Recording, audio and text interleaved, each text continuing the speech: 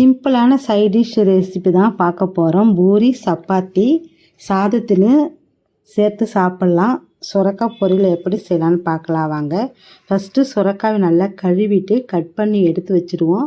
ஒரு வானலில் தேவையான அளவு எண்ணெய் சேர்த்துக்குவோம். சுரக்காய் எண்ணெய் கொஞ்சமாக சேர்த்தா போதும். கொஞ்சம் கடுகு சேர்த்து கடுகு பொரிஞ்சதும் கருவேப்பிலை சேர்த்துக்கலாம். நல்லா வதக்கி விட்டுட்டு 2 வரமிளகாய், ஒரு காஷ்மீர் மிளகாய் சேர்த்து அடுப்பு மீடியம் ஃப்ளேமில் வச்சுட்டு இப்போ நல்லா வதக்குவோம்.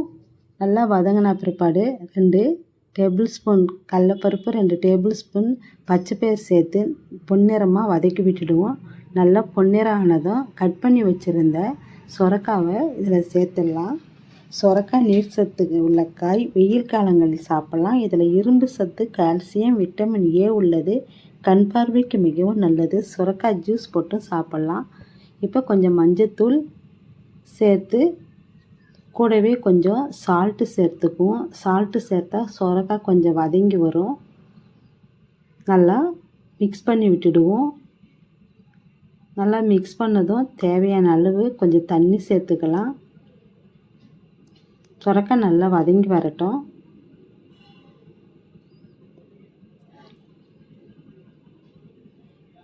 தண்ணி சேர்த்து நல்லா மிக்ஸ் பண்ணிவிட்டு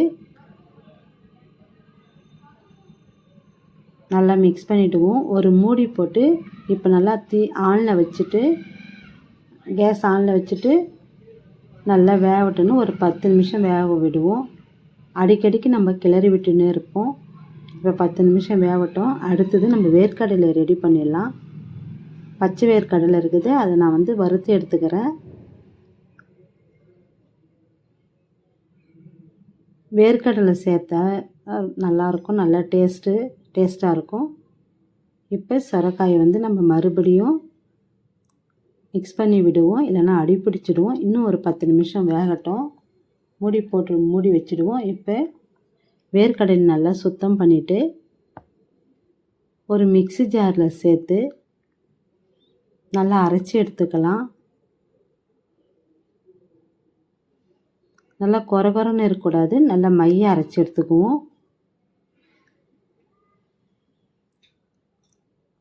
இப்போ வேர்க்கடலையை சுரக்காய் கூட சேர்த்து நல்லா மிக்ஸ் பண்ணிவிடுவோம். இப்போ மிக்ஸ் பண்ணிவிட்டு நல்லா வெந்துடுது. கூடவே கொஞ்சம் மல்லித்தழை சேர்த்துடலாம். சுரக்காய் ரெடி. நீங்களே இப்படி ட்ரை பண்ணி பாருங்கள். இதில் மிளகாத்தூள் போட்டால் அது ஒரு டேஸ்ட்டாக இருக்கும். இப்படி காஞ்ச மிளகாய் கட் பண்ணி போட்டால் இது ஒரு டேஸ்ட்டாக இருக்கும். நீங்கள் இப்படி ட்ரை பண்ணி பாருங்கள். இந்த வீடியோ பிடித்திருந்தால் லைக் பண்ணுங்கள், ஷேர் பண்ணுங்கள், சப்ஸ்கிரைப் பண்ணுங்கள். நன்றி.